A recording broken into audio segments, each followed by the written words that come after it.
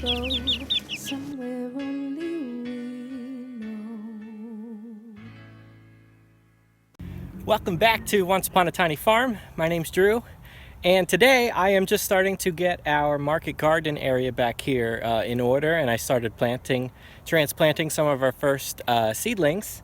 But I wanted to get started on a new series here on how to get your first garden started. And in this video specifically, I want to talk about why you don't need to build a raised bed to grow your own food. And I'll show you how. So I recently got this Gardener Supply Company magazine in the mail, which is cool, and I get to look at all this stuff. But I was just looking, so here's what I'm talking about, that these planter boxes, these raised planter boxes are really nice, but you could see the prices, they're also very expensive. So my point with this video is to show you that while these raised beds in these magazines are very nice and pretty, you don't need to buy one of these to start a garden and plant stuff.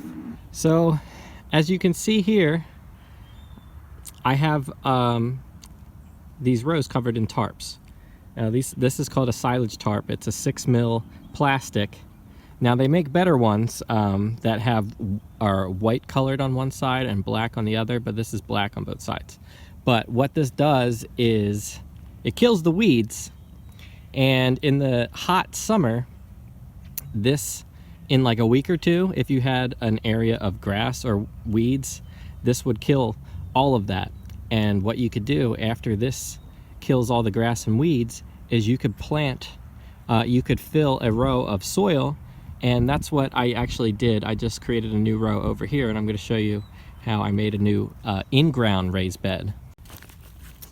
So this row here is a brand new raised bed that I just made.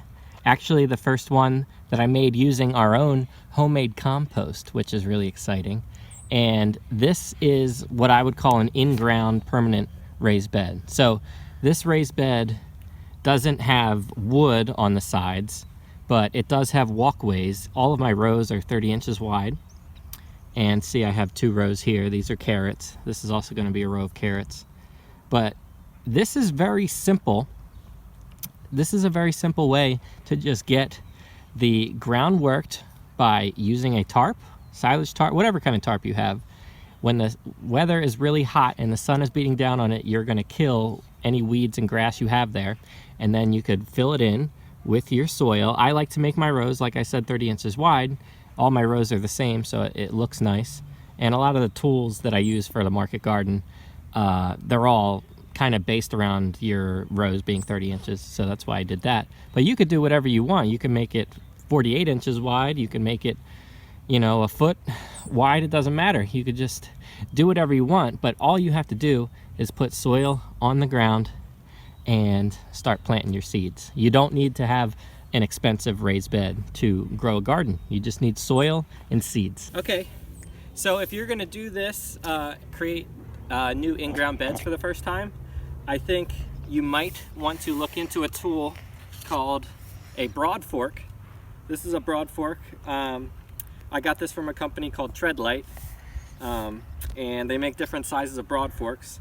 And this is linked below in my in the details of the video if you're interested in looking to get this yourself.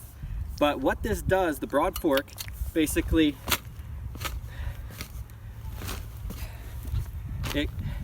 it digs its little tines deep into the soil, and what it does, I'm lifting up the soil to aerate the soil, to let the air get in there and let it breathe. But I'm not turning it over. I'm lifting it and then pulling it out.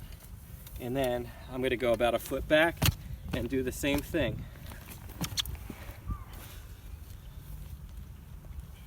And lift.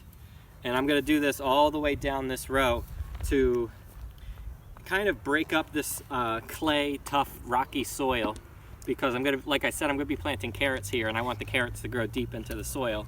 And this is also going to just help incorporate this brand new compost that I put into the ground on top of this clay soil. All right, and after you broad fork, the last step is just smoothing out the soil with a rake. A rake I often use is a landscape rake. that is 30 inches wide, like I said all of my bed widths are. And I really like that if I ever have to reshape a bed, that I know that this is 30 inches wide, and it helps me know how wide the bed should be if I ever have to fix it. So I usually smooth over the bed with this rake. Another thing that I've just started doing recently that makes it, because when I seed this bed with carrots, I use a precision seeder, and I like to make it very flat and even, the soil. And right now it's still a little bit kind of, even though I smooth it out, it's still kind of chunky in parts. It's not like totally perfectly flat. So what I saw on the Honey Tree Farms YouTube channel, they're really, really awesome and informative. If you've never checked them out, you definitely should. I've seen Casey from Honey Tree Farm use a landscape rake like this, but use the backside of it to go and smooth out the bed before planting. And I just thought that was a brilliant idea. So I also have started to do that, and I think it's really cool. And most people have these flimsy little rakes, leaf rakes hanging around. So you could do that. You probably don't even have to buy one if you already have one. And you could have a nice smooth bed ready for planting. So that's going to do it for this video on how to make a in-ground raised bed. And if you enjoyed this video, please give it a thumbs up, like this video, and subscribe to our channel if you haven't done so already. And if you're interested in learning how to grow carrots, please subscribe, or at least stay tuned to our channel, because that's going to be our very next video on tips on how to get really good germination when trying to grow carrots from seed. Alright, so thanks for watching this video, and we'll see you next time. Hi, welcome back to Lucy's Farmstead, and today I'm going to show you my flowers that we planted a long time ago. So that's what we're going to do today. Welcome back to Lucy's Farm, and today we're planting my flowers. And What kind of flowers are they? I forget. Petunia.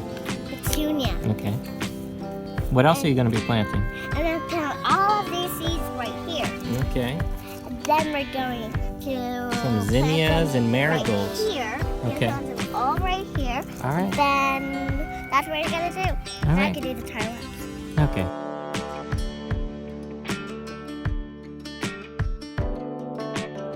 Video. Now this is a video still doing this video. We did a time lapse, so now we're doing a video, and now we're planting marigolds.